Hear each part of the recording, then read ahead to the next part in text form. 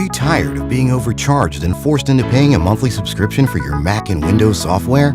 Well, if you are, currently we're having a 50% off discount on all the latest Mac and Windows software, such as AutoCAD, SolidWorks, Photoshop, Microsoft Office, and much more.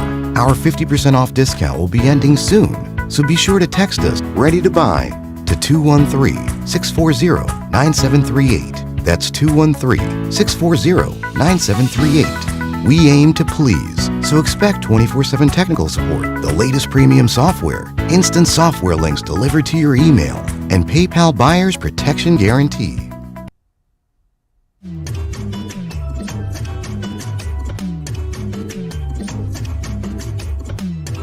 It goes like this.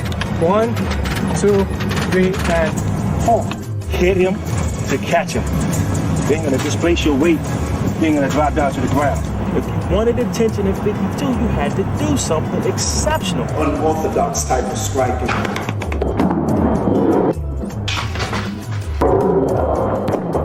You know, by the time 80 rolled around, and I see a lot of the hand styles that evolved out of jailhouse rock. Everything that we do with these art forms were once fighting styles, so remember that.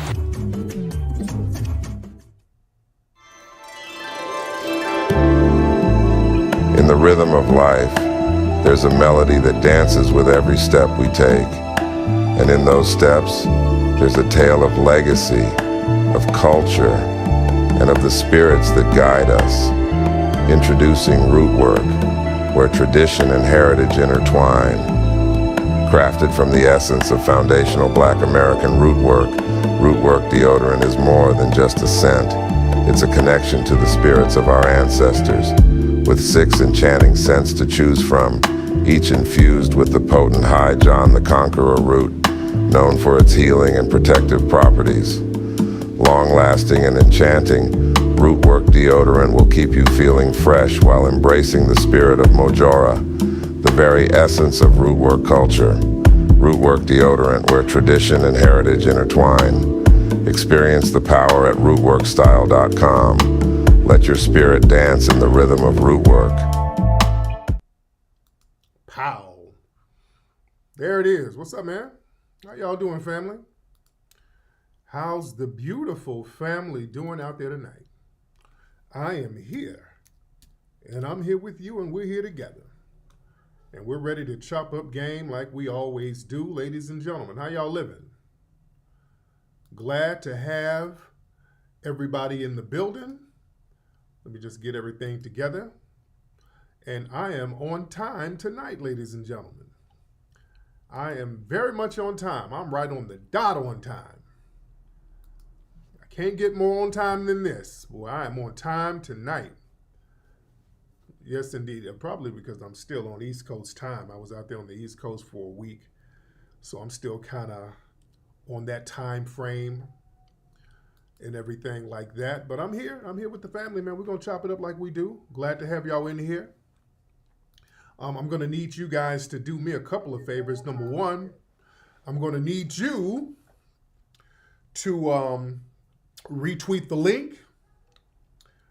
Why don't y'all retweet that link? Let everybody know that we're live. Give me a retweet, the link to the broadcast, and also repost it on your Facebook. Also, subscribe to the channel and then hit that bell notification so that you will be notified when I'm doing a live joint here. All right, so let's do all those things. All right. What's up to my moderators in the building? Shout out to Michael Warden. Where's our good sister, our head moderator, which is Nikki the God? Where's our good sister? I don't see her yet. Where's our sister? Well, somebody said, do I need my mic up? Can you guys hear me? How we doing with the sound, man? Hold on, let me test my sound out real quick. Hold on. All right. The sound is fine. What's up to my moderators? The sound is fine, all right? So it's not my sound. You're using a Fisher-Price computer, sir. That's why your sound is janky. Get up off your kid's computer, all right? My sound is fine. All right? The sound is fine. So listen, what's up, more melanin? Another mod. Family, we only got 4 days for the movie Microphone Check. We got 4 days, and the highly anticipated film Microphone Check will be in theaters in select cities around the country. We're going to first have Microphone Check is going to be in New Orleans on Wednesday, this Wednesday. The first showing in the country is going to be this Wednesday in New Orleans at the Prytania Theater. Go to microphonecheck.com, New Orleans. Get your tickets. The next showings are going to be Thursday. This Thursday here in LA. I'm going to be at the one here in LA. Up in Oakland, San Diego, Colorado, Denver, Colorado, Indianapolis, Washington, D.C. What other cities? Chicago, yes, Chicago, this Thursday, Chicago. And then Saturday is going to be Atlanta. It's going to be New York, and I'm going to be at the one in New York too. The New York one is going to be huge. That's when all the media is coming out to that one. It's going to be a red carpet event.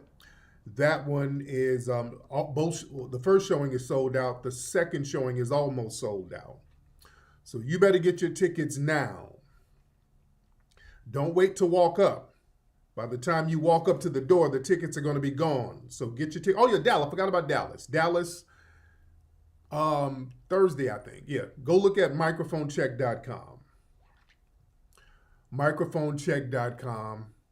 Get your tickets now, ladies and gentlemen. All right, we're waiting on everybody to come in the room. The Atlanta showing is, no. The Atlanta showing is Saturday. I think, hold on, let me double check. Let me double check real quick. Let me look at the website real quick. I think the Atlanta showing is Saturday, but let me double check. Because it's a lot of cities here, and I might be wrong. Hold on. No, Atlanta's Saturday. Yes. The Atlanta showing is Saturday the 25th. Yes, Saturday the 25th. You go to Tara Theater's website, and it shows Atlanta is Saturday, 7 p.m. All right. So, yes, everybody get your tickets and all that good stuff. Can't wait to be in the theaters with you guys, vibing to the film.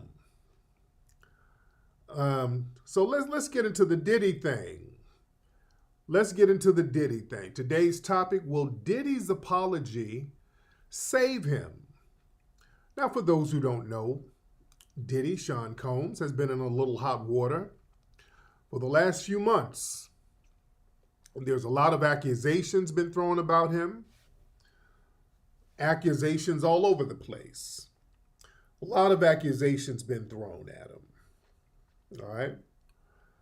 Some legitimate, some illegitimate. Some people were just throwing hate. That's why you don't mix bullshit with something real, because people were throwing accusations that didn't even have anything to do with assault or anything like that. People were like, well, he robbed the locksmith at publishing. Come on.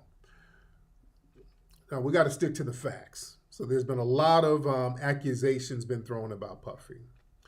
As we know, there was a situation with his ex, Cassie. She came out and made a lot of accusations and said, hey, I'm going to need 30 million of them things. I'm going to need about 30 million of them things to make my pain and suffering go away.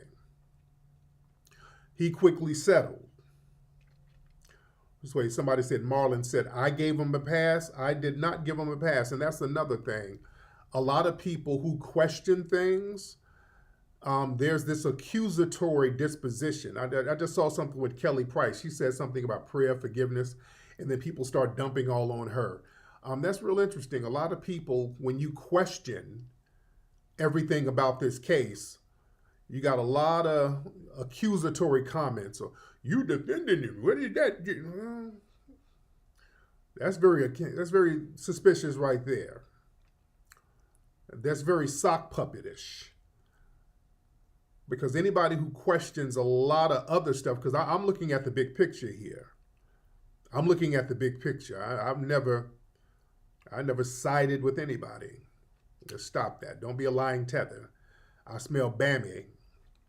Your lies got Bammy sauce on it. It got Bammy crumbs. In my video I did talking about the downfall of Diddy, I clearly stated I'm not siding with anybody. I'm not defending Diddy. I'm questioning the timing of everything. And I'm still questioning the timing of everything. Listen, there's been accusations about Diddy for decades.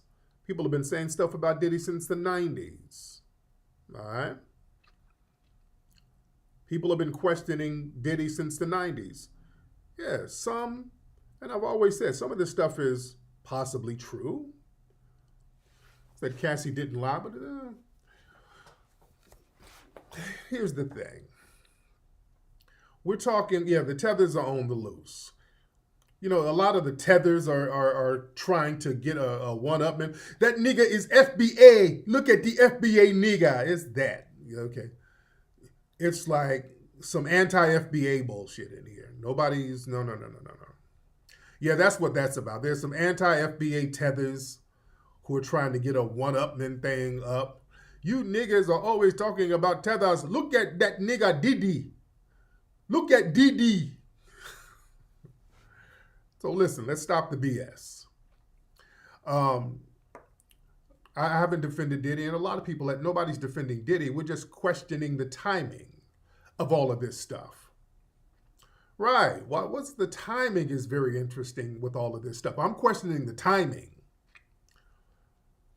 The timing is very interesting. And now that this video came out, I'm really questioning. I got a lot of more questions too. Yeah, Wendy Williams people have been saying this stuff about Puffy. None of this stuff is new. Family, some of you guys are younger. We've been here, all the stuff that we've been hearing about Puffy, we've been hearing about that since the 90s. We've been hearing about this stuff since the 90s, some of the moist parties, and we've been hearing about that stuff. Exhibit, I remember Exhibit being on Foxhole Radio damn near a decade ago talking about he went to a Diddy party and dudes was in there getting it in with each other. This stuff has been around. This ain't new. This ain't new. But just now that it's being dogpiled now, why now? Why is it coming out now? And listen, they had this footage for a decade. This footage of Diddy at the hotel, and I'm going to show a little clip. I'm not going to show all of it. For those who don't know, there's the media released a videotape from 2016 of Diddy at a hotel in Los Angeles stomping down on Cassie. I'm gonna show a partial clip of it. I'm not gonna show the stomp down just for YouTube trips out a little bit. But let me show that part real quickly. All right, let me show that part real quick. So this was from the hotel. This was hotel footage from 2016. Abuse against music mogul Sean Diddy Combs. So he's running out like he just got out the shower. All right, and he's chasing Cassie. The video, captured on multiple cameras, okay, so that's Cassie at the elevator. Combs assaulting his... All right, so I'm not going to show. So he starts punching her, snatching her down, kicked her a couple of times. So it looks bad. Oh, it's a wrap. Oh, it's a wrap. It's bad. Oh, that's horrible. And there was some guy, OG Pyru, some guy, I think he did security for Puffy. He did a video saying that allegedly the reason why that went down, and it doesn't justify nothing, by the way, but he said that allegedly Cassie, while Diddy was in the shower, Cassie stole $100,000 and a Rolex, and she was trying to get out of there with $100,000 and a Rolex, and that's why he stomped down on her, which ain't no justification, you know. No. If somebody's take your stuff, just get your stuff back. You got to kick on him and all that. Allegedly, and I don't even know if that happened, but this is what some alleged bodyguard said. But yeah, that's horrible. That's horrible. You said Diddy killed Tupac? No. No, there were rumors about that. Yeah. They were saying that she was stealing, and it looked like, he was in the shower, and it looked like allegedly she tried to get him while he was in the shower, but that's not justification for nothing. Now, the interesting thing, again, this tape, they've been sitting on this for a decade. They have been sitting on this tape for a decade, so they've been sitting and waiting. They've been sitting and waiting just for the right time to release this. I don't think this tape has just been found out. Somebody said, I think Perez Hilton said that Puffy paid 50 grand to the hotel to get a copy of the tape, and when they raided his house, they got the tape. I don't believe that. I don't believe that at all. I believe they've been sitting on this thing for a decade, almost a decade. I think they've been sitting on it just waiting, and I think they got other tapes out there. Because the LA prosecutors came out and they said, yeah, what we saw on the tape is very damaging, but because of the statutes of limitations, we can't prosecute. Yeah, 2006, that's almost a decade. That's almost a decade. Remember, 2016, not 2006, 2016. That's almost a decade, guys. Almost a decade. Damn. Somebody said, that's not a decade, that's 8 years. Okay, I know you just got a GED and you learned basic math. 8 years is almost a decade. 8 years is 2 years away from a decade. Damn. Okay, I don't want to have to explain things to the people who ain't catching up. It's almost a decade. All right? You smoking that dirt weed, not paying attention. Hold on. 2016, hold on. That according to my math, that is around 1, 2, 3, 4, 5. Carry the 3. 7, 8. That's 8 years. And a decade is 1, 2, 3, 4, 5, 6, 7, 8, 9, 10. That's 10 years. So you is incorrect on that. Okay, shut up. Shut up, dumb weed heads. All right, shut up. All right. Point is, this was almost a decade. Yeah, somebody said, well, she stayed with him and all that. Yeah, whatever. Yeah, no. But yeah, this looks bad. Oh, this looks bad for Puffy. And the fact that they didn't sat on this and they're not bringing local charges. Family, there's a RICO charge about to come through. That means they got more goods on Puffy. They got more goods on him. They got more goods on him. They got more stuff on him that they've been sitting on. They about to hit Puffy with a RICO, man. Oh, they about to hit him with a RICO. Yeah, they about to get him with a RICO, ladies and gentlemen. And yeah, it's going to be a big one. It's going to be a big one. Yeah, a RICO is coming. Just the fact that they're not prosecuting this locally and they are leaking this out to get the public, to sway public opinion so that nobody will back them. So if anybody asks questions, just like me, I'm asking questions like, okay, I'm looking at the bigger picture. So they got the little shaming committees and the little COINTELPRO sock puppets trying to discredit anybody who asks questions. So if you ask further questions, oh, wait, you defending him? Is you defending Buffett? Okay. All right, sock puppet accounts, we see you. I'm going to still ask questions. Because I want to know what Puffy got on other people. Puffy got something on somebody. And also, I think they're going to tie in the Tupac thing with Keefe D and those guys. Keefe D is probably in there singing. They arrested the so-called drug mule. He cut a plea deal. Remember the white boy? They arrested the white boy who's allegedly supplied drugs for Puffy and those guys and immediately announced he made a plea deal. Boy, that white boy in there singing like John B. So Puffy got something on somebody. That's why I think they raided his crib. They raided his crib and didn't charge him. They're in there looking for stuff he has on other people. Puffy is infamous for having parties and very famous and high-profile people at these parties. So Puffy must have been in there filming some stuff, and Puffy got something on some people.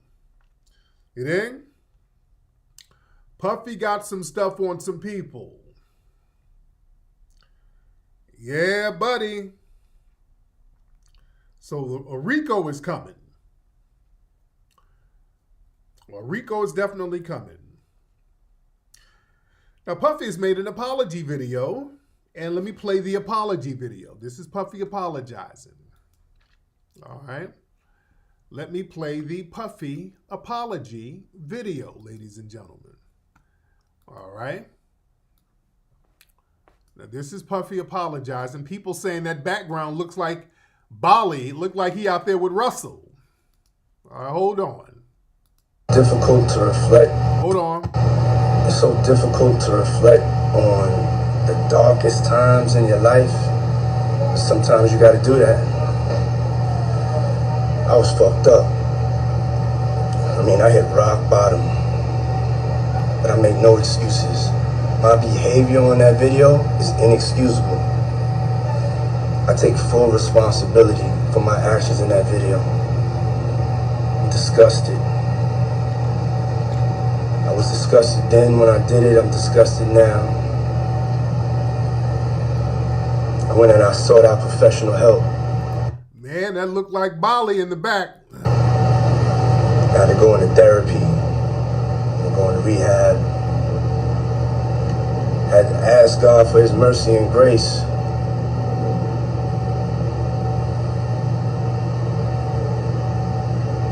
I'm so sorry. But I'm committed to be a better man each and every day. I'm not asking for forgiveness.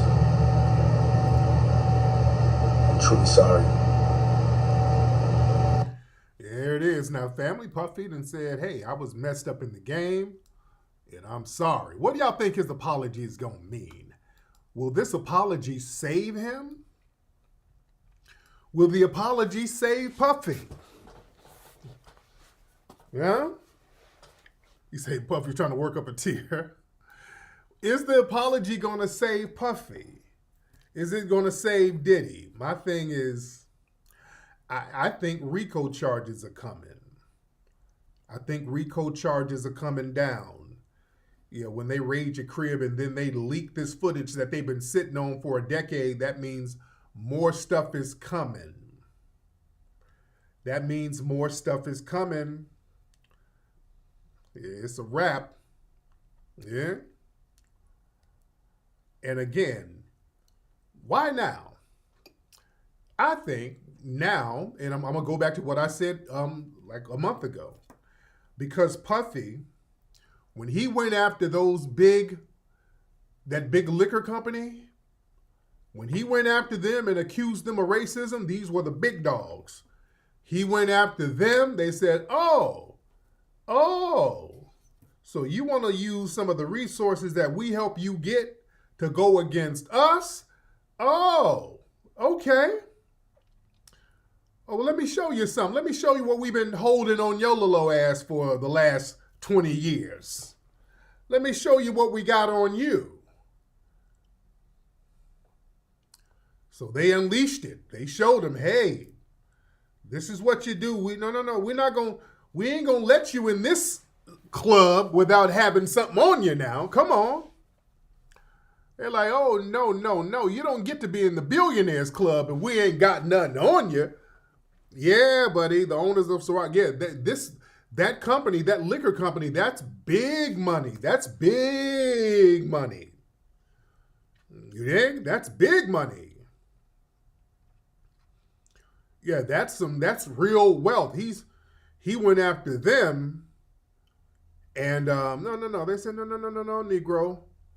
We're going to have to put you in your place. No, we control politicians. We control the media. Man, we can sway public opinion about you. Come on now. Oh, we got your ass. Now, Puffy, this is the thing. Puffy probably knew. Here's the thing. Puffy probably knew, hey, if I go after these big dogs, let me have something in my vault. So if they try to go after me, I can throw some stuff at them. This is why I think they done raided him. I think Puffy kind of understood, I better have some stuff on some big dogs, which I still think he does. I think he has something on the big dogs. I think he has something on people. And this is why they're getting them RICO charges going, so that they can lock him down. And unfortunately, man, I hope they might try to Epstein him. They might try to give him the Epstein treatment. They might be like, okay, we get him.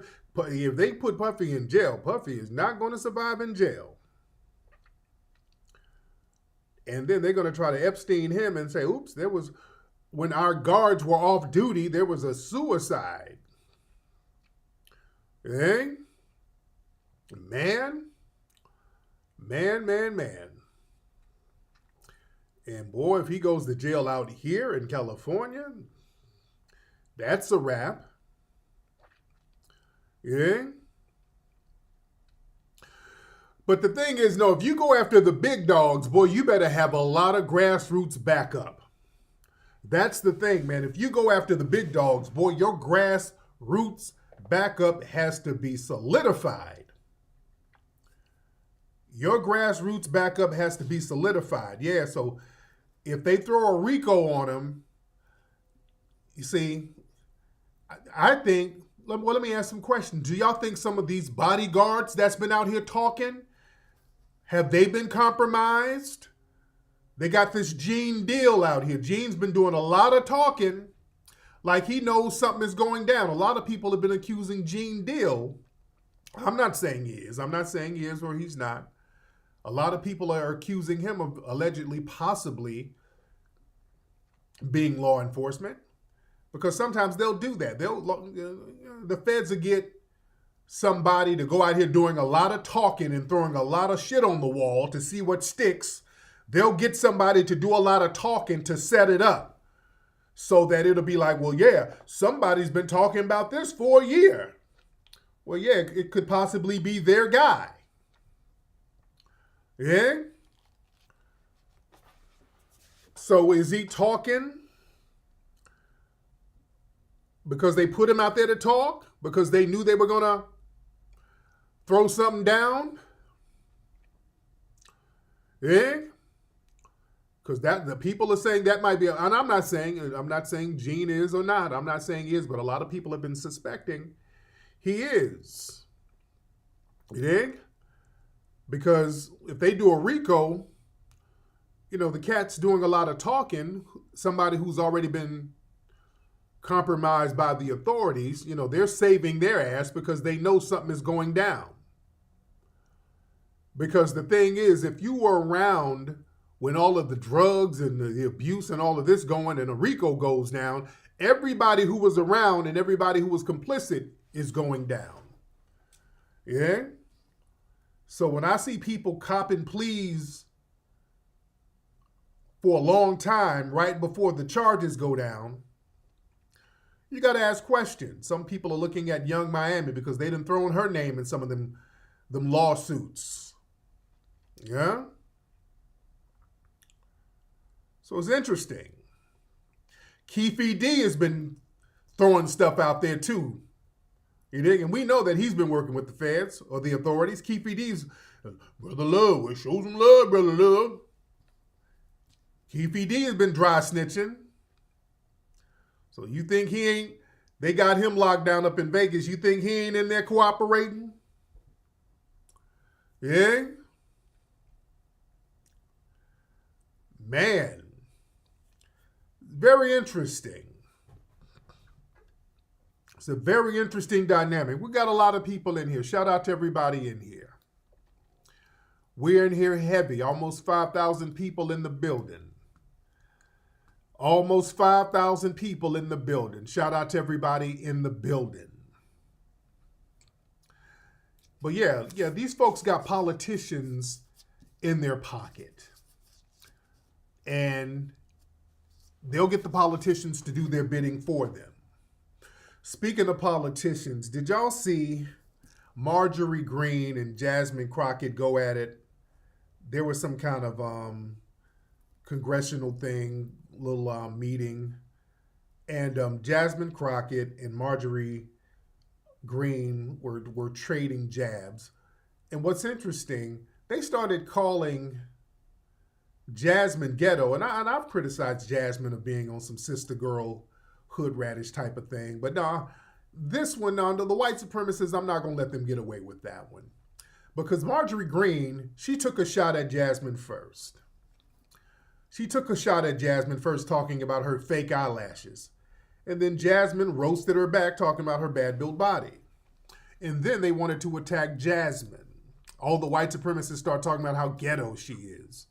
And they're going to ignore Marjorie Greene. So no, I can't co-sign that. But it was funny. But hold on, let me play that clip. I give Jasmine credit where credit is due. I'm still not supporting the Democrats though. But I give her credit where credit is due. That was a funny clap back. That was a good clap back. Hold on. Let me play that clip. Where is it? Here it is right here. So yeah. Marjorie took a shot first. Hold on, trying to be slick. The one talking about, I think your fake eyelashes are messing up. No, ain't nothing. Hold on. The one talking about, I think your fake eyelashes are messing up. No, ain't nothing. Hold on. Listen. Order, Mr. Chairman. That's beneath even order of your committee. Order. I do have a point of order, and I would like to move to take down Ms. Green's words. And that's AOC talking right there. That is absolutely unacceptable. Then AOC tried to get into some sister girl stuff. AOC always tries to get in her little sister girl bag. She tries to act like an FBA woman. Hold on. How dare you attack the physical appearance of another person? Are your feelings hurt? Her words down. Oh, girl, baby girl. Oh, really? Don't even play. Baby girl, We are going to move, and we're going to take your words down. I second that motion. So who will have Ms. Green agrees to strike her words. I believe she needs to apologize. No. Perry, okay, hold on. Then after Mr. Perry's going to be recognized, then Ms. Green. I'm not apologizing. Well, then you're not striking your words. I am not apologizing. So she said her little old slick thing, and then said she wasn't going to apologize. Yeah, somebody said Vivek can learn from that, because Vivek sat up there and let Ann Coulter insult him in his face, and he sat his little musty self up there grinning. But at least Jasmine didn't let that go down. Now let's go. Come on, guys. Why don't you debate me? Mr. Chairman, the minority... Self-evident. You're not... Yeah, you're not... You don't have enough intelligence. Chair recognizes Mr. Perry. Okay, move to strike I'd like to strike those words as well. Now, they all in there acting ghetto, by the way. All of them people are in there acting ghetto. All of them. They're in there acting a damn fool, but they put the ghetto thing on Jasmine. They only put it on her. And I've criticized some of her sister girl weave flagging and all. I didn't criticize that, but no, they're not going to sit up there and do this. Words again. That's two requests to strike. Oh, they cannot take the words. There's another motion to strike her words again. Please. All right, okay, here's the correct priority. Ms. Green, do you agree to unanimous consent to strike your words? I repeat again for the second time. Yes, I'll strike my words, but I'm not apologizing. Without objection. Mr. Chair, point of order. Who's? It's me. Ms. Crockett. I'm just curious, just to better understand your ruling. If someone on this committee then starts talking about somebody's bleach blonde, bad built butch body, that would not be engaging in personalities, correct? What now? What now? He didn't even understand the clap back. Chairman, I make a motion to strike those words. I don't think that's part of it. I'm trying to find clarification on what quality. Chairman, motion to strike those words. I had no idea what you just said. We're not gonna do this. Look, you guys earlier literally just you just voted to do it. Y'all did it first, so you don't voted to do it. Order. I'm trying to get clarification. Look at calm down. calm down. No, because this is what y'all do. So I'm trying to get Miss Crockett, you're not recognized. Miss I can't Crockett. hear you with your yelling. Don't want calm me to down. No, Can you please calm down? Don't tell me to calm down. Calm down. Because y'all talk noise and then you You're can't out of take control. Because if I Chairman, come and talk shit about her, y'all gonna have a problem. Mr. Chairman. Chair, okay. Order. Chair now recognized. There you go. She gave her a proper clap back. She gave her the right clap back, which is good. And then they want to Karen up all of a sudden. Then they want to be Karen. They want to Karen out. But she gave her a good clap back. Now Jasmine is running with it. Jasmine she's got t-shirts. Hold on. Let me show you all this, because now Jasmine is really running with it. Hold on. So now Jasmine Crockett has, she's going to have some t-shirts. Hold on. With the clapback on it. So now they got t-shirts, some bleach blonde, bad built, butch body t-shirts that they got now. So now they're going to really run with it. But she got her ass. She got her. And boy, the white supremacists, boy, they're like, oh God, she's so ghetto. Oh God, Jasmine is so ghetto. No, y'all, no, you don't get to sit here and throw an insult out here and you get clapped back on and then you want to Karen up. Well, she clapped back on her like she's supposed to. Okay. God damn, dude. Hold on, y'all. Hold on, guys. Hold on. Sorry about that, guys. Somebody delivering something and they put it damn outside. Hold on.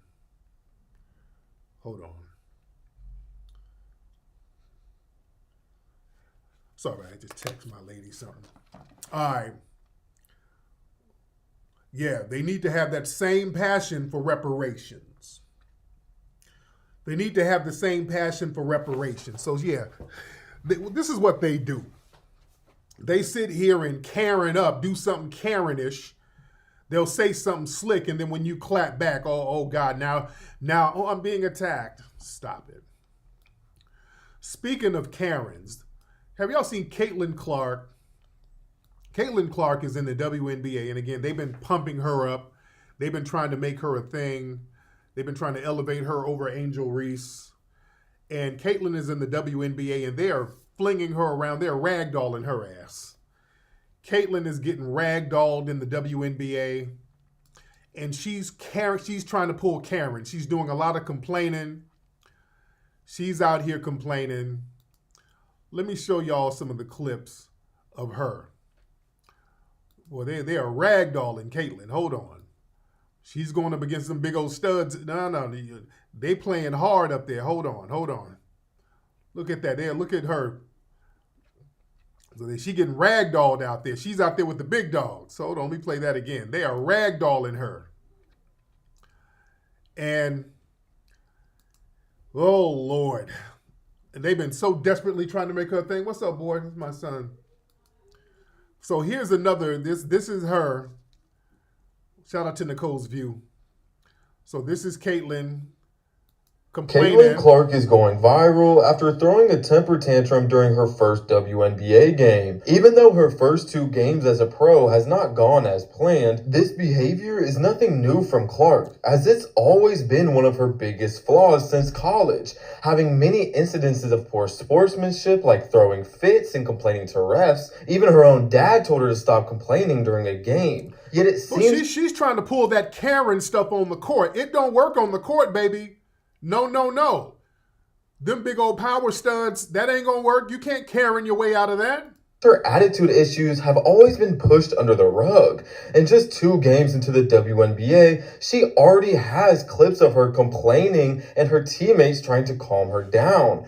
It seems like the transition to the pros has been somewhat of a surprise to Caitlin. They are even after Diana She's getting smashed on out there. Taurasi tried to warn her. Reality is coming. Okay. There's levels to this thing, and that's just life. You better listen to them studs. went through it. Of course. And you see it on the NBA side, and you're going to see it on this side, where, you know, you look superhuman playing against 18-year-olds, but you're going to come with some grown women that have been playing professional basketball for a long time. But or some grown men. There's going to be a transition period where you're going to have to give yourself some grace as a rookie. And, you know, it might take a little bit longer for some people. Uh-oh. Is she in trouble? Uh-oh. Caitlyn is in trouble. She's playing with the big dogs. Man, all that Karen stuff ain't gonna work. Man, she's trying to do the Karen thing, man. Wait till she run up on one of them damn manly ass, them old Dr. J studs. Boy, they gonna break her ankles out there, dude. No, that Karen thing ain't gonna work, baby. You're not gonna Karen your way through the WNBA. You dealing with super studs. Now you dealing with the OGs out there. You dealing with the real deal. I'm gonna go tell the authorities on this stud for dunking on me and hurting me. No, ma'am. No, ma'am. Man. Nah, you dealing with the super studs now. It's a different rap. It's a rap now. It's a rap for you, baby. Yeah, you're playing with them college kids. Nah, that's different. No, Lord. Man. Lord. She's about to get a rude awakening. Yeah. It's funny. No, I'm not being mad. But yeah, they've been trying to make her a thing. Oh, they've been trying to make her a damn thing, Lord. Well, I do got, what the hell is on my eye? What is this? Hold on, I got something on my eye. What the fuck is that? Oh yeah, thank you guys. The hell is that? What the hell was on my eye? Thank you. Somebody said, Tariq, you got something on your eye. All right. The hell was that? That was weird. I did have something weird on my eye. Shout out to everybody in the room, man. We're in here heavy. Is it still on my eye? Hold on. Did I get it off? Hold on. Wait, let me double check. I'm looking at the playback. There we go. There we go. Hell, I got something weird on my eye. All right. Thank you. Shout out to whoever let me know that. Shout out to who let me know that. Shout out to you. Shout out to that player right there. But speaking of college, family, speaking of college, have y'all seen these folks at Morehouse? They done got these Planet Negroes at Morehouse up here trying to cape for Palestine. I really wish they stopped doing this. These Negroes do not represent us. They're up here at Morehouse talking about Palestine because Joe Biden went up there. They're trying to get that black vote, and they got some Planet Shills up here talking about Palestine. We don't care. Hold on. Listen to this. It is my stance as a Morehouse man, nay, as a human being, to call for an immediate and a permanent ceasefire in the Gaza Strip. This is cap. These are people planted up there. We ain't talking about this. This don't represent us. The Democrats then planted some Negroes up here to act like our biggest concern is is the Gaza Strip. No, our biggest concern is reparation intangibles.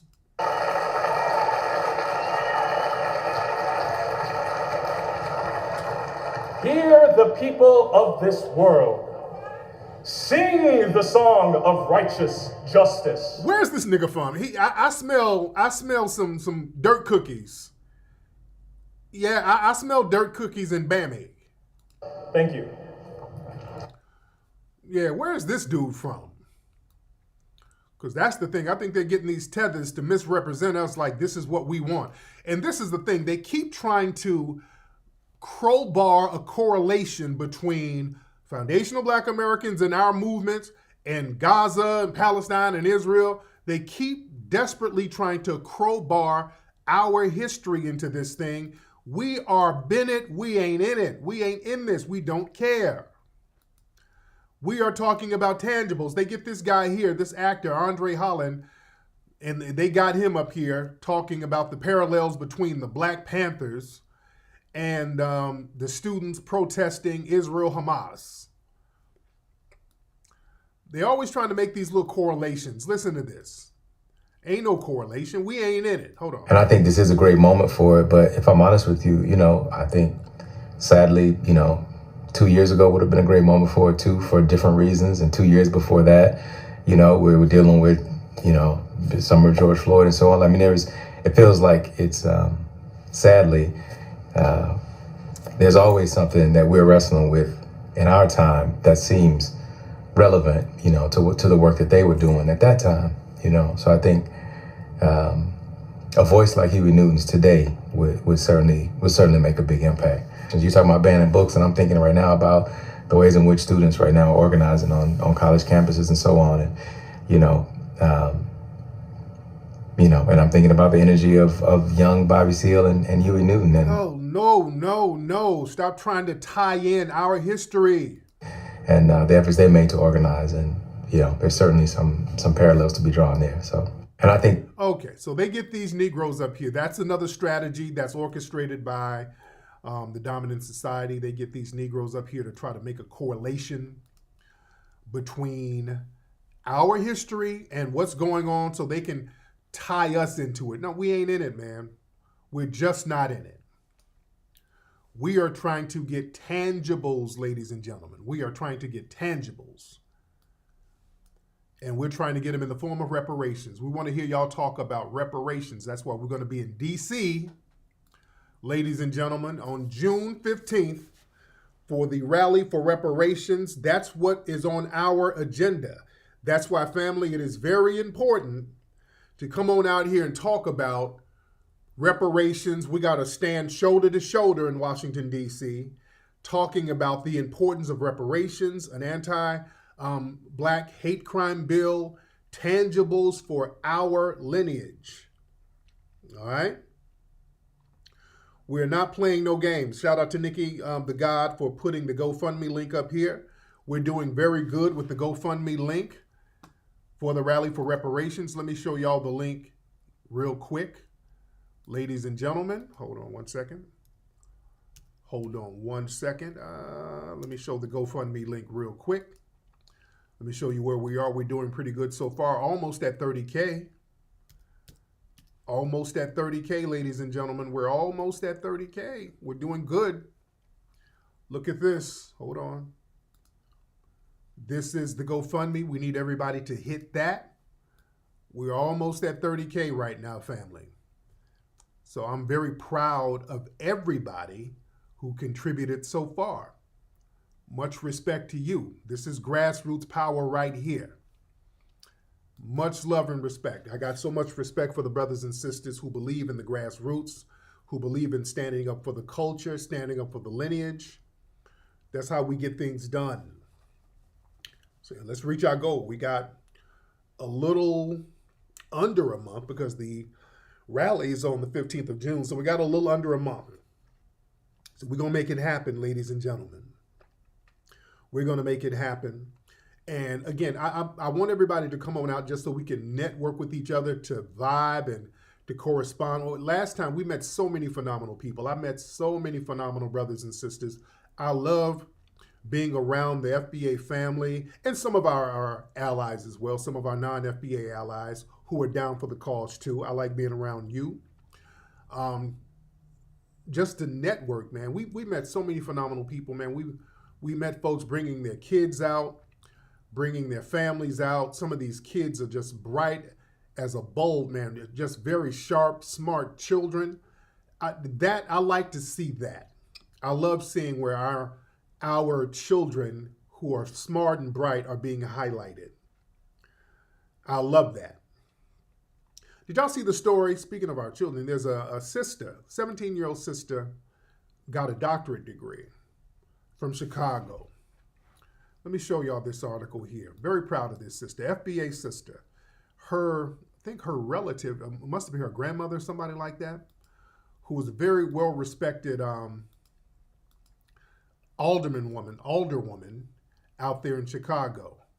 This sister right here, this sister here, this FBA sister, man. We got so many phenomenal kids. Something rare and unique. 17-year-old girl graduates with a doctoral degree. Now, this girl went to college at 10 years old. This Dorothy Jean Tillman II. I think her grandmother is the original Dorothy Jean Tillman, who was a very well-respected organizer out there in Chicago. She was homeschooled, see?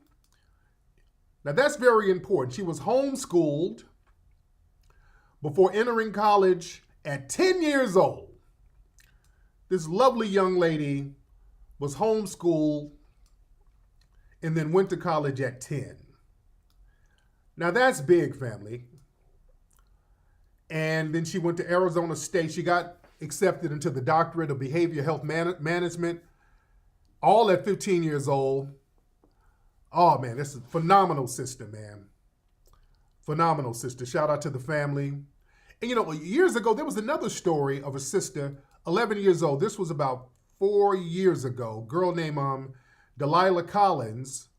She went into college at like 11. Let me show y'all this here too. Look at this. Hold on. But when it's time to study, she means business. I skipped half a grade because I was going so fast I was flying through 5th grade pretty easily.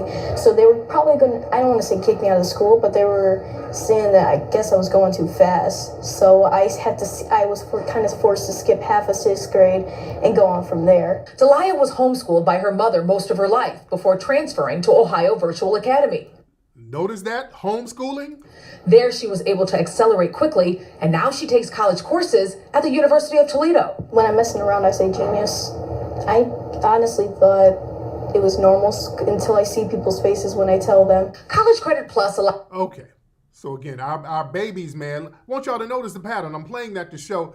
Notice that when these kids are homeschooled, look how well they do. Look how well they do. A lot of these kids, I want y'all to notice that. Yeah, Dorothy Tillman is her grandmother, yes. The other girl, the first girl. I want y'all to think about that. When they homeschool these babies, and some people can and some people can't. I understand. Look, some people you work, some people are busy, so you can't really be at home with the kids all day. I get it. But I just want y'all to understand why it's important. Even if you send your kids to school, you got to debrief them. Because what happens, you send these kids to school, you got to unlearn a lot of stuff that's thrown at them. You understand? When you send your babies to these public schools, man, sometimes you got to bring them home and then unteach them some of the filth that's been thrown at them. You think? Some stuff has to be unlearned. Because you take these kids to school and they got all types of agendas being thrown at them.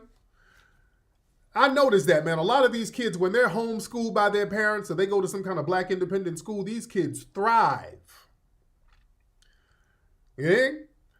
You send them to these schools, man, you don't even know not only what's being taught, who the hell is teaching them. Now, boy, these schools now, you don't know who or what is teaching them. You feel what I'm saying? A lot of that has to do with who and what's teaching your child. When there's a person who loves them, teaching them, just that alone makes them more eager to learn when the information is being loved to them. When you have these schools now, man, you don't know. You send your kid to school and the kid is coming home like, yeah, we got a teacher. We got to call the teacher them and they. What? That right there, you're already confusing the damn kids. The kids start off confused at these goddamn schools now.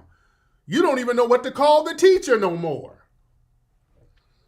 So you're starting off confusing them with nonsense. You don't even know they got bathrooms now where everybody's in the same bathroom with each other. So the kid has to navigate through a whole bunch of confusion now. You understand? And especially with our black kids. So yeah, they got so much confusion, you don't know what's going on at these damn schools. You dig? The kids got to learn some different pronouns, and you already confusing these babies. Yeah? Man. So it's important, family, that we, even if you send your kids to public schools, we have to debrief them. We have to debrief these kids, and you got to still teach them something at home. That's why we got movies, man. Show your kids the Hidden Colors movies. Show them American Maroon. Get them Hidden History from A to Z. Get them books like that, man. That's very important. Hidden History from A to Z at hiddenhistorymuseum.com. Get them books like that. Hidden History from A to Z. Start them off with that, ladies and gentlemen. That's very important. You dig? There's a lot of stuff going on out here, a lot of confusion. And family, there was something that I saw. You know, the white supremacists are always trying to blame black people for stuff. They're always trying to blame us for crime. There was a dude who committed a crime against an elderly white man. And at first, they tried to blame a black person. Let me show y'all a partial clip here. In this clip, these people were up here. I'm not going to show the whole thing because it's pretty violent. This guy comes in and starts beating on this elderly white man and then took his Rolex. All right, now I'm not going to show all of it. Hold on. Okay. Where we at? Okay, so this guy he robbed this guy, took his Rolex, and people were all in the comments. Yeah, people were in there talking about, black men. Notice a pattern? Yeah, black males. Yeah, the perpetrators are always the same skin tone. They started talking about black people.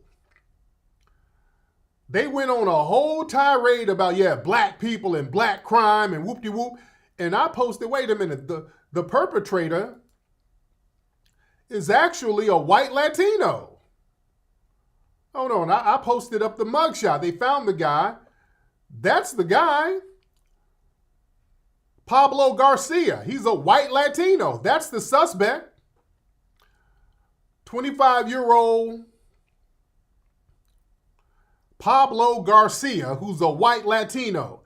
And now they're like, oh God, he's a person of color. He ain't white. This whole denial of whiteness. See, they try to play this game when they get called out for their criminality. They try to de-whiteify the people. When they get called out, all of a sudden people ain't white no more. He's Latino. He's not white. He's Arab. He's not white. He's Jewish. You dig? They try to play that game. The temporary denial of whiteness game. But it has nothing to do with foundational black Americans. They tried to lie. So you got to call these people out. They sat up here and tried to put this on black people, just like those smash and grabs that we were seeing, and people are dressed in black masks, and they try to blame black people. Turns out many of those smash and grabs were Asian crime rings. Up in the Bay Area, them bipping crews who be bipping cars, breaking in cars and stealing stuff. Many of those dudes are Asian and they try to blame black people. Yeah? So we got to call those folks out and stop buying into the whole black criminality thing. That's their fantasy. That's the fantasy of the white supremacist family. We almost got 6,000 people in here. We're in here heavy. Shout out to everybody in here. Yeah, those were Asian crews doing that. So yeah, we're not going to play that game. People always trying to dump their trash on us. You dig? That's why I'm so glad that we are delineating. This is why I'm so glad that we're circling our wagons. We're not letting people dump crime on us. We're not letting people falsely accuse us of crime. We're not letting people dump their criminal class on us. The delineation movement is real, and I love it. And that's why people are getting their wake-up calls. There was another video of somebody over in Ghana. What else is new? Y'all seen this video? Let me show y'all this video. There's a sister who went over there to Ghana. People are getting their wake-up call. People are like, look, this whole thing where we're trying to bounce and trying to find some camaraderie overseas. No. We're getting our camaraderie here. We ain't doing that thing where we're going over to Ghana and all that stuff and letting them people hustle us out of money. Another sister, we've been horror stories. Black folks going, FBAs are going over there to Ghana, and you're getting your rude awakening. You're getting your wake-up call. Shout out to Woods with this one. Shout out to Woods. Now listen to this. Listen to this sister here. Hold on. Listen to this. Invited us to come home, which by the thousands we did. We came running to Ghana. People sold their homes, moved out of their apartments, sold everything. Some people packed up containers and moved over here just to get over here and realize this is not our home. Y'all call us foreigners. Ghanaians call us that. We didn't make that word up. We didn't start calling ourselves that. We don't know that that's what y'all call the white people and the Chinese because we're not around them. But we know that that's what y'all call us. I ain't never heard the word before, Tabby, till I came to Ghana. Okay. Y'all invite us home. Let's talk about what y'all do to us. Starting from the fucking before we get to the airport, we gotta have a visa that we pay for to even enter our home. We pay all this money for passports and visas to get here. We get to the airport, and as soon as you see a fucking blue passport, everybody's coming for us. Can you give me something small at the COVID place? You get to immigration. Can you give me something small? You get to baggage. Can you give me something small? A person grabbed a damn cart and put my bag on it and got mad because I gave him $5 because I only had hundreds because you come over here with hundreds to get the best, cash in rate. How about he looked at that and said, I don't want that. I said, what you mean you don't want it? I said, I want to know, what did you expect me to give you? He said, $10. I said, so you want me to give you over 100 CDs for picking up a bag, putting it in a cart? He don't know this is like my 5th time coming through the airport. I have never seen nowhere in any country or state where people have openly, it says $60 for foreigners, $30 for locals, okay? You go to Cocoon Park, and I don't remember the price. Let's say $200 for foreigners, because that's what y'all call us, $40 for locals. You go to the castle, it's $60 for foreigners, $10 for locals. I ain't never seen that nowhere. I ain't never went nowhere in the U.S., Mexico, and Canada where it said you pay, if you a local, if you're from here, you pay $3 for a Coca-Cola, but if you're a foreigner, you pay $8 for a Coca-Cola. Wow. I ain't never seen that nowhere, except Ghana. Nobody in the airport has ever asked me for no money for nothing. I have only seen that in Ghana. But let's talk about the fact that y'all welcomed us home and how this process looks to me. And we hear about this all the time, how they price gouge us. According to y'all, the ones of us that were stolen, so let's talk about the process of coming home. We got stolen from our mother, our birth mother and father. Man, that whole we got stolen from the birth mother. No, we got sold like crackheads. Birth mother and birth father sold us for crack. We got to be real with that. 20 years later, we're probably 26 years old now. Our mother finds us and she said, baby, y'all come home. I miss you. Come back home. Get out them streets where they don't love you at and come home. So we drive, take a taxi, however we get to our mother's address. We get there. But before she let us come through the door, she says, oh, welcome home. But before you come in, can you pay me $300 to enter the door? That's the visa to come home. So, okay, we happy to be home. So we paid $300 to our mother to step foot in her house because we're excited to be home to the motherland, okay? We get in there, and now it's dinner time. And she has plates on the table for the kids that grew up in the house, and she has a plate on the table for me and my sister who was stolen years ago. And she says, oh, my daughters, because you didn't grow up here, my children get to eat free that grew up here, but because you were stolen and you're just coming back, I have to charge you $20 for a plate. So me and my sister, we're so happy to be home. We're confused. We pay her $20 for a plate. That's what people do who sold you. You understand? Let's come on, man. Listen. Hold on. I'm going to play some more because this is heavy. What she's saying is heavy, man. I got food on my teeth. Hold on. Listen. and I made this analogy before. I'm going to play the rest because this is heavy. They're acting like a crackhead who sold their kid and the kid came back and they want some more money from the kid that they sold for crack. We get the stepchild treatment. You know? We get the stepchild treatment because we got to be real.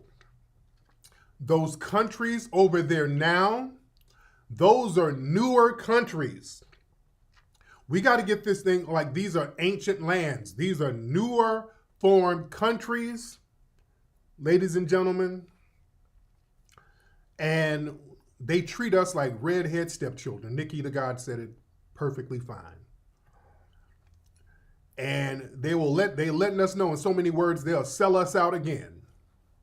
All right, hold on.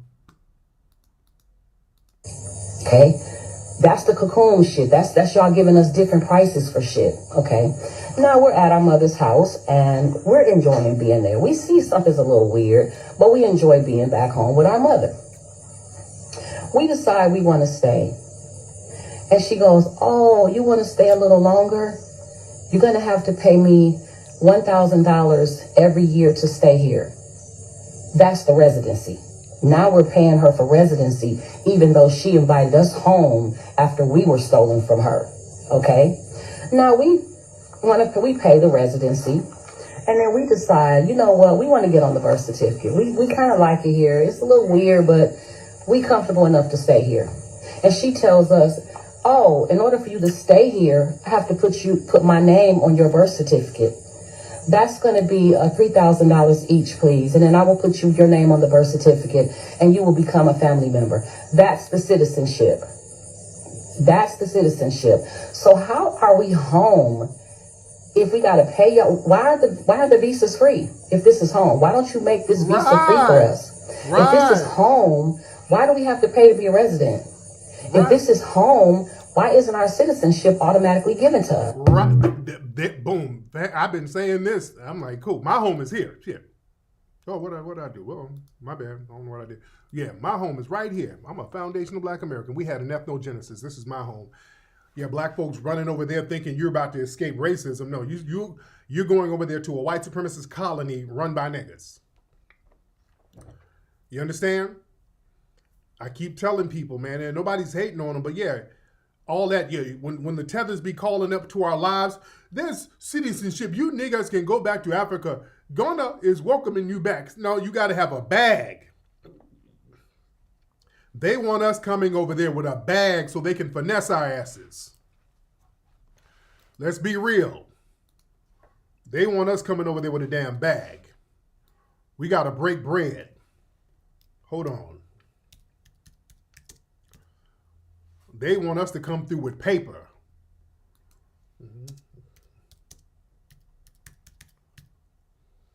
Hold on one second. I'm trying to find a clip of I'm trying to find this clip of Khalid Muhammad talking about he said pretty much the same thing over there in Africa. Hold on. Trying to find that clip where he talks about, oh man, where's that clip? Can somebody find that clip of Khalid Muhammad? If y'all can find that clip for me real quick, because I hate when I'm trying to find something and it's not popping up.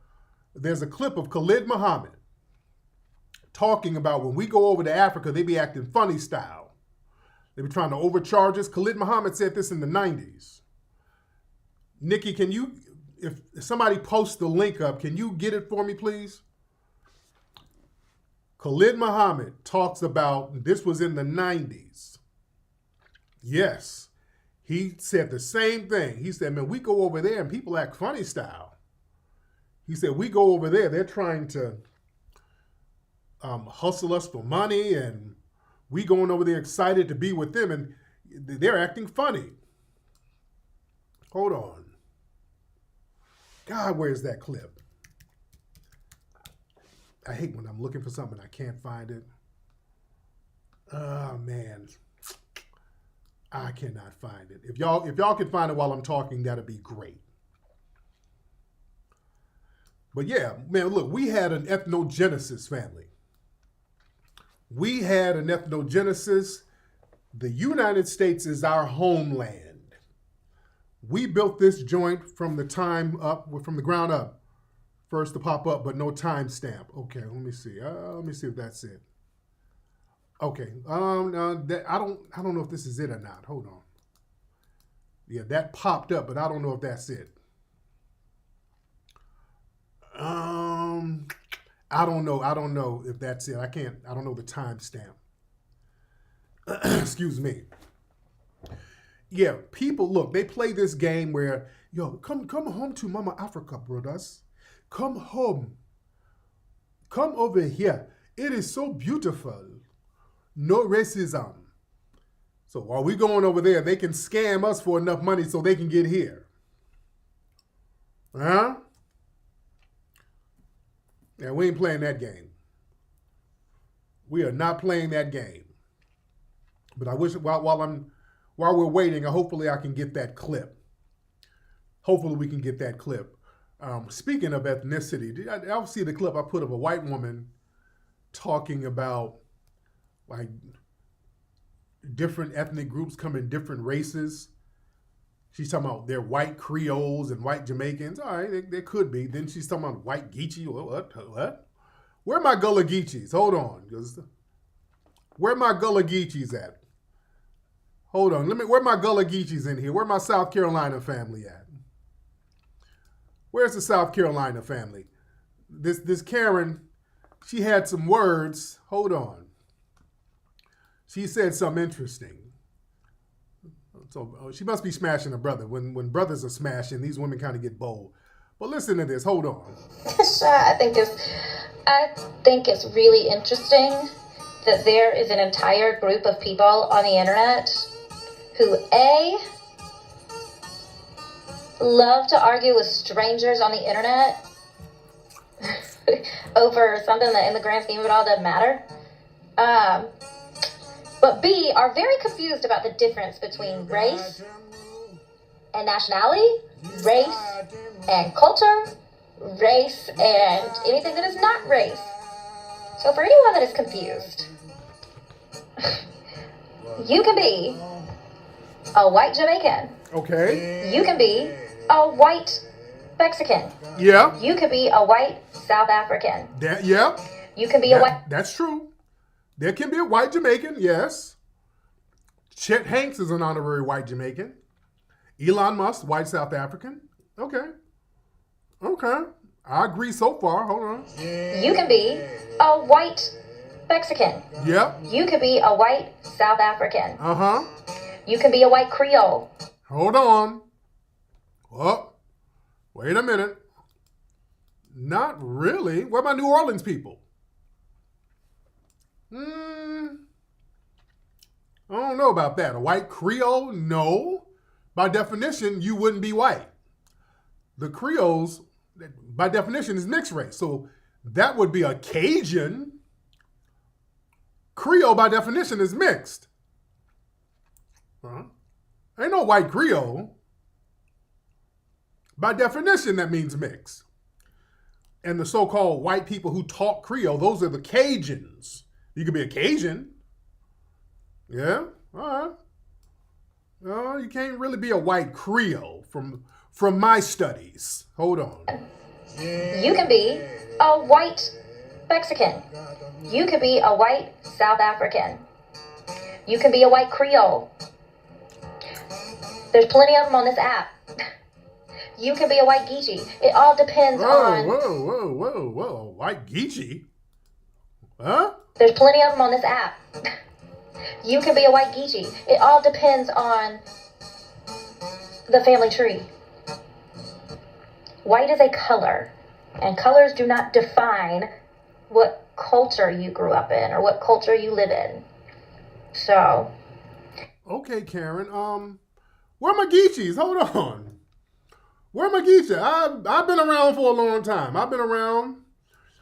I'm almost 70 years old. I just look good, and I drink Fiji water. I'm almost 70. I've been around for almost 70 years. I fought in Selma. I ain't never seen a white Geechee. Did I miss something, family? Where are the white Geechees? I ain't never seen anything remotely close to a white Geechee. What the hell? Where are the white Geechees, family? No, I don't think you can be a white Geechee. There are no white Gullah Geechees. Man. So you got to watch these folks, boy. They'll try to slip. You got to watch this stuff. Oh, yeah, I fought in Selma. I was me, John Lewis. Yeah, I held my arm up to stop the Billy Club from hitting me and John Lewis. Yes. But yeah, ain't no white geek. See, this is what I'm saying, fam. You better watch these people. You better watch them. See, words matter. You better watch them. These people will try to crowbar themselves into the ethnic groups. You see, they'll try to crowbar themselves into stuff. You see, that's why words matter. Ain't no damn white Geechee. But just, you got to watch how they talk now. They'll say, ain't really no white Creoles. You see, they'll tack themselves on to an ethnic group if the words ain't as tight as it should be. That's why I like foundational Black American. You can't tack on to that. You cannot say that there's white foundational Black Americans. It contradicts the term. It's right in the name. That's why I love it. That's why they have a problem with foundational Black Americans, the term, because that's a Trump-type term. You can't remix it. Oh, that one you can't tack on to nothing and you can't remix it. Oh, yeah, she's trying to be a $5 Geechee. Really? Ain't no damn white Geechees.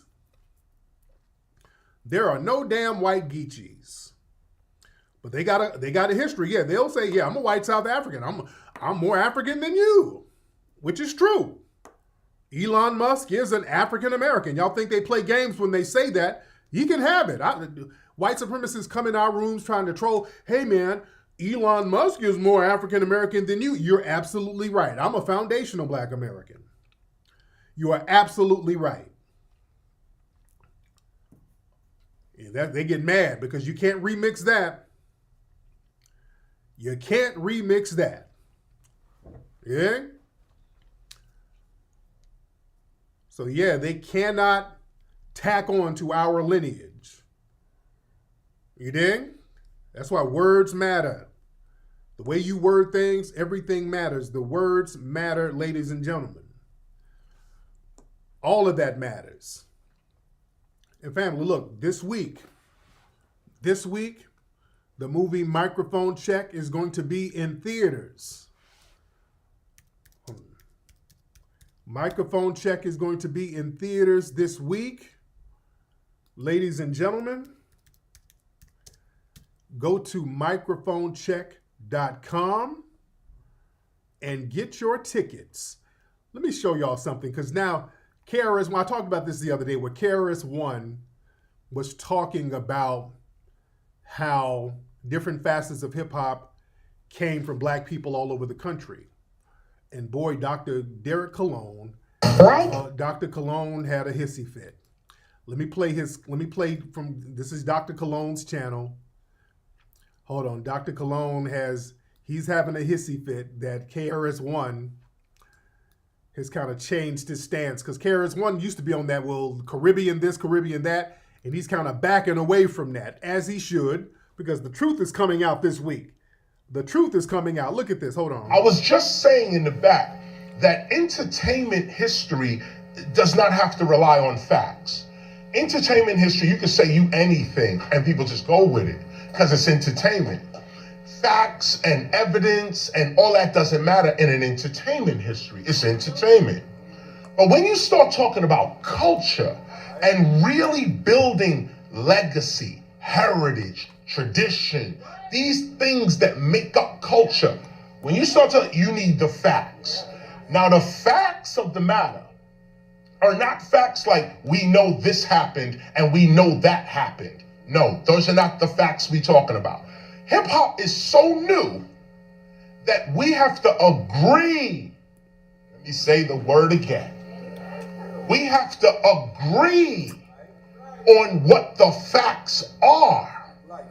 This is the trick. This is it. We haven't done this yet. Right. This is where microphone check comes in. Right. He hit it on the money. People are not agreeing what the facts are. That's why this week, the facts are going to be agreed upon. We have the definitive movie agreeing with the facts of the origin of hip-hop. Hip-hop needs a conference of its own where we finally sit down and write hip-hop's actual history. We got that this week. This has not been done yet because we don't have consensus. We got it this week. Everybody over here, this one over there. I just came from Houston, Texas. What a place that is. Great. Scarface, I'm here, Scarface in my ear. And others, Manny Fresh was there too. They're telling me the whole history of Houston hip hop. Like, you can just forget the Bronx, forget New York. There's like a whole deal with Houston.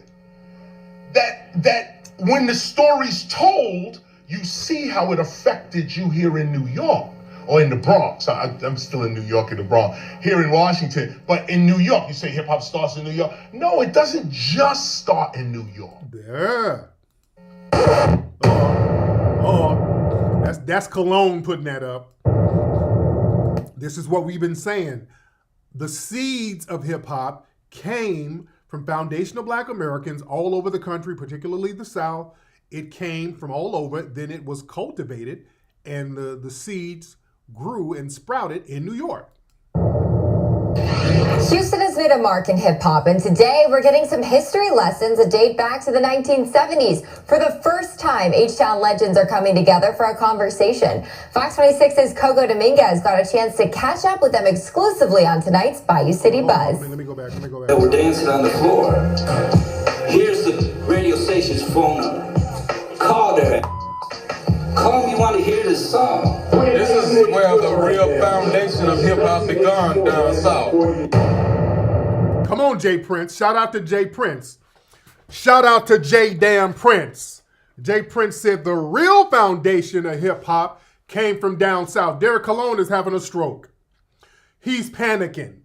We're taking ownership of our history. Shout out to James Prince for telling the truth. The real foundation comes from the South. The seeds come from the South. It was cultivated and sprouted, and it was given birth to in the Bronx. It was, but the seeds of it didn't come from the Caribbean. See, they're going to have a meltdown this week, family. This week is going to be it's a lot of straightening happening this week, family. When this movie comes out this week, oh goodness, we're taking control and ownership of the culture. Uh-oh, the colonizers are having a fit. When you get down to the scholarship and the culture, you see breaking coming out of Los Angeles. Cologne is having a fit. And by the way, that's why I've been saying I want to do, after this film, because it's going to be very successful, I want to do a West Coast version of Microphone Check, because we got to tell the West Coast history of hip hop too. We got to tell about the gangs and how that tied into hip hop. The DJ culture of the Uncle Jam's Army, those brothers, how influential they were to DJ culture. The breaking, the popping coming out of the West Coast. That's what popping and all that came out of Fresno, and the Boogaloo dances out of the Bay. Soul Train. Come on, man. We got to tell this story out here too. Hold on. All the colonizers are having a fit. Popping and all that out of Fresno, California. When you look at our elements, you see them coming from all over. You know, Cornbread with the graffiti writing, he's out of Philly. Right. Yes, Cologne. Yes, the elements came from all over the United States, Cologne. Yes. I know Cologne is watching. Yes, Cologne.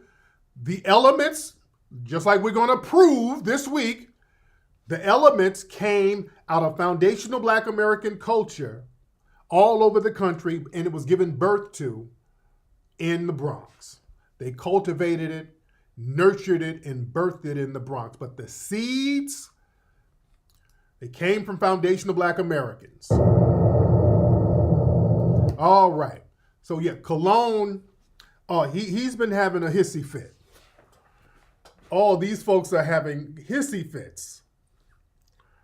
Oh, they're gonna be, it's gonna be a very interesting week this week, family.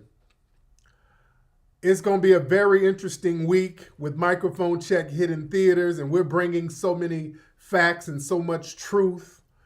And we have written the definitive story on the origin of hip hop and where all of those elements came from. Family, y'all need to be in these theaters. It's this weekend only. Special engagements this weekend only. So family, get your tickets at microphonecheck.com. Go to microphonecheck.com. Get your tickets, family. Y'all need to be in the place this week. Oh, yeah. Where's that clip? Oh, yeah. Let me play that clip. Hold on.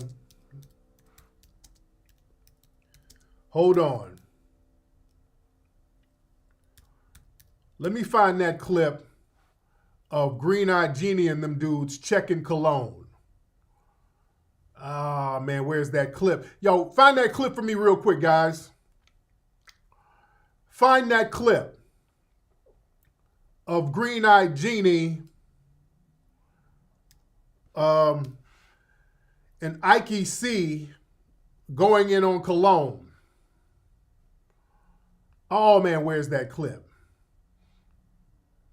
Oh, they were going in on him. Well, I hate when I can't find something, man. Where's that clip?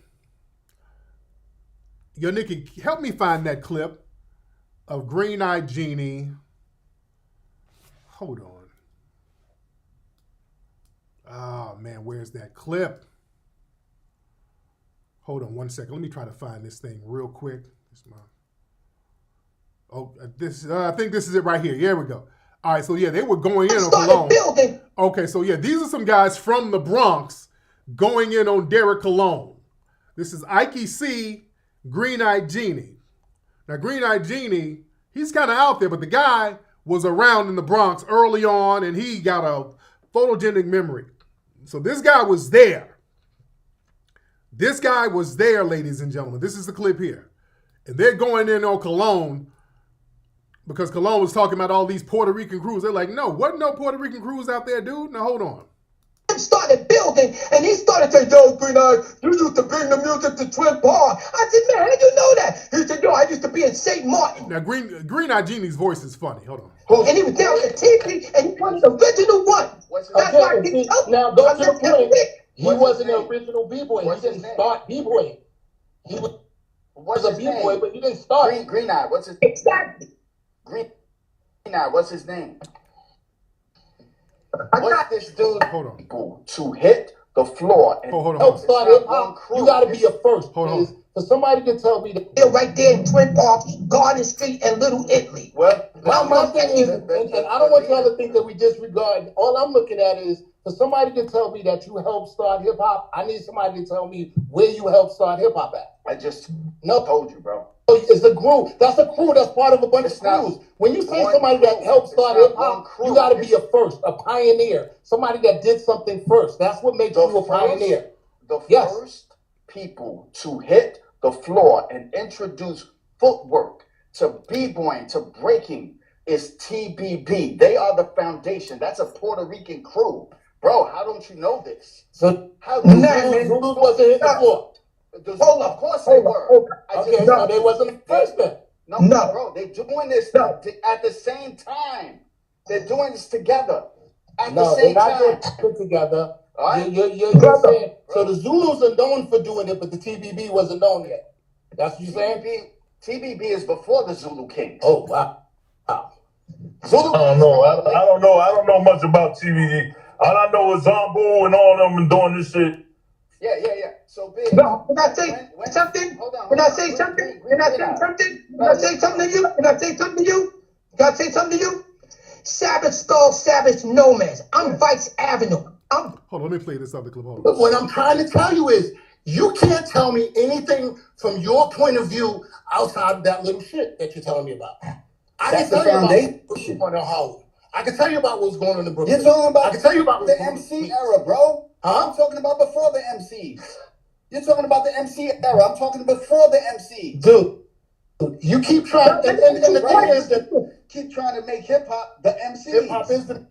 Let me ask you a question. Let me ask him a question. Let me ask him a question. It's not the culture. It's the music. Let me ask you a question. It is the Let me ask you music. a It's the question. break beats. It's the music. It's the What breaks. block you live on? So it's What block you at? But you can't give What me block this you without at? a break. And who does that first? You at? What first? What block? I thought you at? Who does the What block break you come first? at? Oh, I hate when they're talking over each other because you can't hear it. Hold on. Just coming in and interject. This is what I want to say to you. You've been yelling at me. Come on, man. Okay, let me say this to you. Let me tone down my voice. Go ahead. Let me say why you're not accurate. You know why you're not accurate? Here it is right here. I'm going to say one word. You implicated yourself to falseness because this is what you never said out your mouth. You shit that never said that for place because you know what you didn't do? You were supposed to say Africa Islam at 129 Mapes Park back then because Africa Islam was over there before what's his name? Coca Rock got killed. But what does that have to do with Echo Play? We was right there on Mape Park. Islam was right there in the park, and you never said it. And you never said nothing about Islam on Mape. It's right. That has not. Man, I used to be right there in the Funk Factory on Anthony Avenue before the 36 bus go down the hill, my brother. Okay, so yeah, a lot of talking over each other, but basically they were like, look, man, they were like, these places that you're naming, basically they were saying to him, what indoor places were any of these people at? Where were you at the indoor places? Because see, what Derek Colon tries to do is say, yeah, I saw the outside jams. Well, anybody can say that. There was a jam at a park outside my window. Where were because hip hop started inside first. You dig? This is what Ike C and Green Eyes were saying. It was inside. They had inside venues first, then they took it outside. They had some inside venues. Y'all weren't at none of the inside venues. Where were these so-called Puerto Rican crews at the indoor venues? Because see, that's when you needed flyers. You got to have flyers for the indoor venues, and everybody's names was there. Anybody who was significant, your name was on those indoor flyers. See, the Puerto Rican cats, they try to be slick talking about, yeah, at this park, yeah, I was at this park, such and such was at this park, because you can't verify it. You can't verify who was at the park, wasn't no flyer. You see? So yeah, if some music is playing at a park and you just happen to live in apartment 14A, you can say, yeah, I was Puerto Rican at a hip hop jam. Nah, you just heard some music somewhere in your neighborhood. That don't mean you were 50-50. Ike C and those guys were asking, hey, what parties were you at? What indoor jams did y'all go to? Where were the indoor jams these Puerto Rican crews were? Because that way you can verify the flyers. Where were you inside? You see, that's what gets them. You can't name them indoor jams. You can't name those.